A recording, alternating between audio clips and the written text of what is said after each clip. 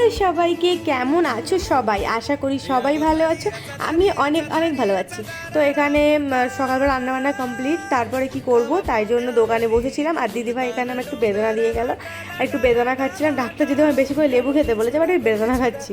যাই হোক, তারপর এখানে এসে দেখি ইনি দুপুরে খাওয়ার আগে সোনার কাছে বসে আছে, সোনাকে ঘুম পাড়াচ্ছে। তারপরে দুপুরে কাতলা মাছ দিয়ে ফুলকপি, মোচার ডালনা আর ওর কিছু ছিল। অ্যাকচুয়ালি এই 1 মিনিটে সব দেখানো সম্ভব হয় না, বড়গুলোকে সব দিয়ে দেবো, কোনো ব্যাপার না।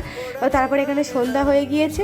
সন্ধ্যার পরে আমি এখানে খাটটার গুছিয়ে নিয়েছি, আর মুখটা ফুলিয়ে ফেলেছি ঘুমিয়ে, মানে এতক্ষণ ঘুমাচ্ছি এখন তো মুখই ফুলে যাচ্ছে আমার। যাই হোক, তো এখানে সুজি ছিল, চানা মটর ছিল, রুটি ছিল খাবার জন্য।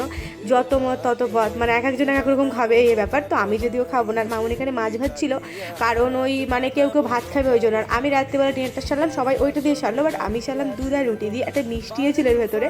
তো এইভাবে আজকে মিনি ব্লগটা শেষ করছি। দেখা হচ্ছে পরের মিনি ব্লগে। টাটা।